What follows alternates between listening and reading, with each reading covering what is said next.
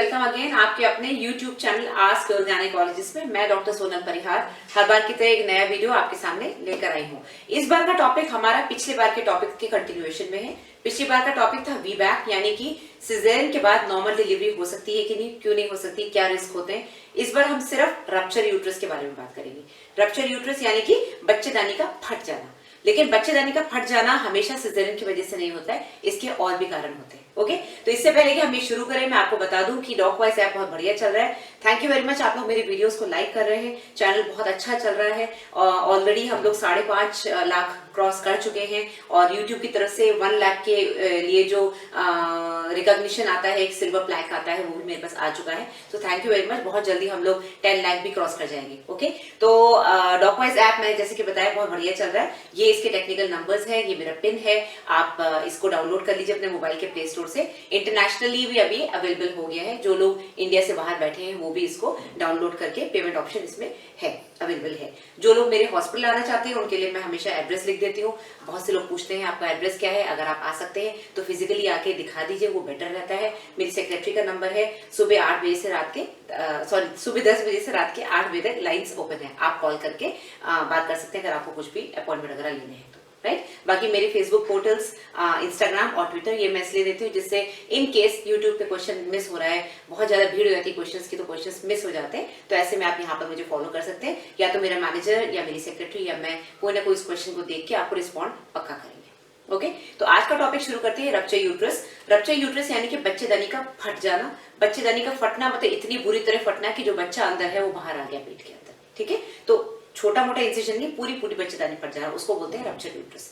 ये बहुत ही dangerous condition होती है और लाइफ थ्रेटनिंग होती है, माँ के लिए भी और ऑब्वियसली बच्चे के लिए भी। ओके, तो सबसे पहले तो मैं बता दूं, सिर्फ सिजेरियन की वजह से रप्चर यूट्रस नहीं होता है। मायोमेक्टमी या फिर किसी भी तरह की कोई सर्जरी, जैसे फॉर एग्जांपल बाइकॉर्नियट यूट्रस, जो 2 यूट्रस होते हैं उनको बीच में से काट के जोड़ा जाता है, जिसको स्ट्रासमैन्स मेट्रोप्लास्टी बोलते हैं, इस ऑपरेशन का नाम है। आजकल ये सर्जरी बहुत कम लोग करते हैं, जरूरत नहीं पड़ती है, क्योंकि बाइकॉर्नियट यूट्रस नॉर्मली कंसीव हो जाते हैं और डिलीवरी भी हो जाती है। बट जिन लोगों की ये सर्जरी हुई है उनको मैं बता दूं, और जिन लोगों की मायोमेक्टमी हुई है यानी कि फाइब्रॉइड निकाला गया यूट्रस से, तो किसी भी तरह की सर्जरी जब बच्चेदानी पे होती है तो रप्चर यूट्रस होने के चांसेस बढ़ जाते हैं।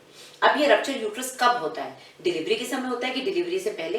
वेल, दोनों तरह से हो सकता है। जनरली जब दर्द आता है ज्यादा तेज और बच्चा पूरे 9 महीने का होता है, तब ज्यादा चांसेस होते हैं। ऑब्वियस सी बात है, अगर बच्चेदानी बहुत ज्यादा बड़ी हो गई है, स्ट्रेचिंग बहुत ज्यादा हो रही है और पेन बहुत तेज आ रहा है, तो ऑब्वियसली उस समय रिस्क ज्यादा होता है रप्चर होने का। बट कभी कभी किसी किसी केस में 5वें, 6ठे, 7वें महीने में भी रप्चर यूट्रस देखा गया है। ये वो लोग होते हैं जिनके बच्चेदानी बहुत कमजोर है, फॉर एग्जाम्पल 7-8 बच्चे हो चुके हैं, या फिर सर्जरी हो चुकी है जो अच्छे से हील नहीं हुई, आपने ठीक से रेस्ट नहीं किया, तो ऐसे इसमें जैसे जैसे बच्चा ऊपर आता है 4थे, 5वें, 6ठे महीने में जब वो फैलना शुरू होता है, तो उस समय बच्चेदानी फट जाती है। ओके, तो ये तो हो गए 2 causes, any kind of surgery या फिर प्रीवियस सिजेरियन, जिसकी वजह से ये हो सकता है।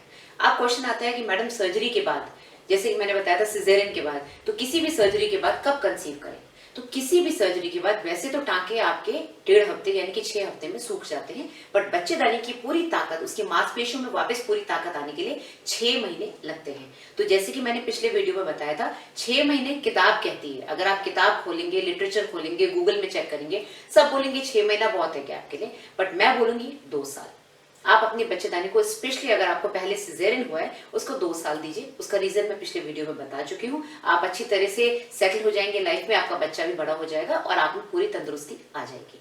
तो अगर आप किताब से चले तो 6 महीना, कम से कम 6 महीना। अगर आपकी कोई भी सर्जरी हुई है उसके बाद आप सोचें नेक्स्ट बच्चे के बारे में। ओके, उसके बाद आता है क्वेश्चन कि मैम क्या रप्चर होने के बाद बच्चा होना सेफ है? क्या हो सकता है पहली बात तो, और सेफ है कि नहीं? वेल, सेफ है, क्योंकि लिटरेचर में देखा गया है कि बहुत से लोगों का, जिनकी फैमिली कंप्लीट नहीं हुई है, उनको हम लोग नसबंदी नहीं करते हैं। क्योंकि नॉर्मली क्या होता है, जब आपकी बच्चेदानी फट जाती है, रिस्क हो जाता है, बच्चा कभी बचता है, कई बार नहीं भी बच पाता, बच्चा कई बार पेट में आते ही खत्म हो जाता है। तो माँ की लाइफ बचाने के लिए, ब्लीडिंग बंद करने के लिए, या तो यूट्रस निकालना पड़ता है, या फिर यूट्रस इतनी बुरी तरह फटा होता है कि डॉक्टर बोलते हैं अब आपको आगे बच्चा करना ही नहीं है क्योंकि बच्चेदानी बहुत कमजोर है, तो हम नसबंदी कर देते हैं।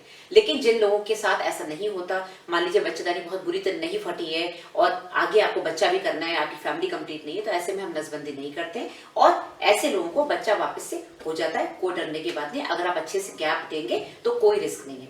इसकी वजह से इनफर्टिलिटी नहीं होती है। बहुत से लोग सोचते हैं अगर रप्चर हो गया तो आगे बच्चा होगा ही नहीं, ऐसा नहीं है। हाँ, अगर आपकी किस्मत ही खराब है, इतनी बुरी तरह रप्चर हुआ कि बच्चेदानी निकालनी पड़ गई, या फिर इन्फेक्शन फैल गया, जो कि बहुत रेयर है, मैंने आज तक कभी नहीं देखा कि अंदर रस्सी पड़ गई, मतलब पस पड़ गया और इन्फेक्शन फैल गया, ट्यूब्स खराब हुई, ऐसे केसेस में इनफर्टिलिटी हो सकती है, बट जनरली इनफर्टिलिटी नहीं होती है। अब आते हैं रूट ऑफ डिलीवरी। क्या डिलीवरी रप्चर होने के बाद नॉर्मल हो सकती है? मैं बोलूंगी नहीं।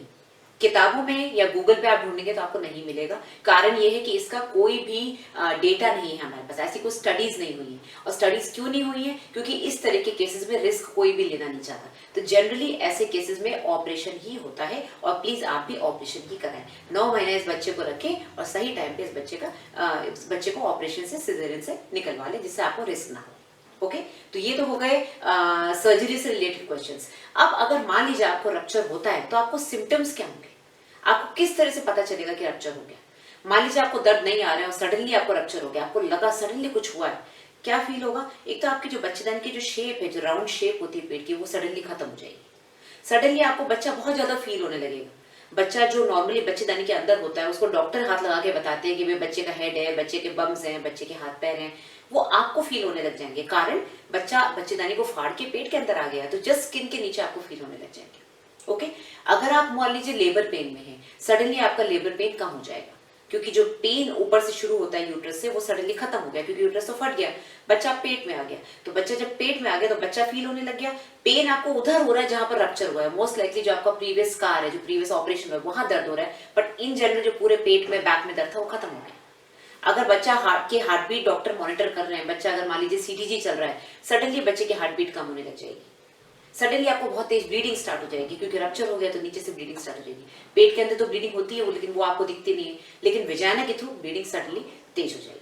ओके, और आपका ब्लड प्रेशर, आपके पल्स, सब में चेंजेस आने शुरू हो जाएंगे, क्योंकि यूट्रस रप्चर में बहुत ज्यादा ब्लीडिंग शुरू हो जाती है। तो एज आई टोल्ड यू, बहुत ज्यादा डेंजरस कंडीशन है और आपको बहुत ध्यान रखना है अगर आपको इस तरह की कोई सर्जरी पहले हुई है या प्रीवियस सिजेरियन हुआ है। इन जनरल ऐसे बिना किसी सर्जरी के या बिना किसी और रिस्क फैक्टर, जैसे मैंने बताया बहुत सारे बच्चे हैं, 8-8, 10-10 बच्चे हो गए, ऐसे अगर केसेस नहीं है, अगर आप हाई रिस्क नहीं है, तो फिर कोई डरने की बात नहीं है। हर इंसान को रप्चर यूट्रस से डरने की जरूरत नहीं है। ओके, लास्ट क्वेश्चन ये है कि अगर मान लीजिए साइलेंट रप्चर हो गया तो क्या किया जाए? कभी कभी किसी केस में बहुत रेयर होता है कि पेशेंट को पता नहीं चलता, डॉक्टर को पता नहीं चलता कि रप्चर हुआ है, बट जब डिलीवरी होती है, मान लीजिए किसी वजह से सिजेरियन हुआ, तो हमको दिखता है कि तो पूरा स्कार रप्चर था, यानी कि बच्चा जो अंदर की 2 लेयर है उसको फाड़ के ऑलमोस्ट बाहर आ गया था। यूट्रस में 3 लेयर होती हैं, एंडोमेट्रियम, मायोमेट्रियम और सेरोसा, जो कि पेरिटोनियम होता है। तो कई बार बच्चा अंदर की 2 लेयर फाड़ के सेरोसा के नीचे लेटा हुआ होता है, और ऐसे केसेस में जब हम सिजेरियन करते हैं, हमको दिखता है कि भाई ये तो बच्चा ऑलरेडी बाहर आ चुका था रप्चर होके, राइट। लेकिन क्योंकि पार्शियल रप्चर था, पूरा रप्चर नहीं था, तो बच्चे की जिंदगी को खतरा नहीं था, सही टाइम पे उसको निकाल दिया गया। ऐसे केसेस में क्योंकि सिजेरियन करना है तो उसको वापस से टाका लगा के ठीक कर देंगे। अब आते हैं दूसरे केस में, जिसमें कि नॉर्मल डिलीवरी के बाद स्कार रप्चर हो जाते हैं। कई बार ऐसे केसेस पता ही नहीं चलते। कई बार ऐसे केसेस डिलीवरी के बाद ब्लीडिंग बंद नहीं होती, तो डॉक्टर अंदर हाथ डाल के चेक करते हैं, उनको फील होता है कि स्कार शायद रप्चर हो गया। फील करने का तरीका डॉक्टर के ऊपर छोड़ दीजिए, आपको समझ में नहीं आएगा। बट अगर मान लीजिए उस समय डायग्नोज हो गया तो उसके 2 तरीके होते हैं। अगर आपको ब्लीडिंग हो रही तो डॉक्टर आपको हाथों हाथ ऑपरेशन थिएटर में ले जाके उसको स्टिच करेंगे, जिससे वो वापस से नॉर्मल हो जाए, आपकी जान को खतरा ना हो। अगर मान लीजिए डॉक्टर को लग रहा है कि स्कार शायद रप्चर हुआ है लेकिन ब्लीडिंग नहीं है, तो उसको छोड़ा जा सकता है, कुछ नहीं करना है, वो अपने आप हील हो जाता है। बट डॉक्टर आपको बताएंगे कि जब नेक्स्ट प्लान आप करेंगे बेबी, तो आपकी स्कार थिकनेस सोनोग्राफी से देखेंगे कि आपके स्कार में थिकनेस आ गई कि नहीं।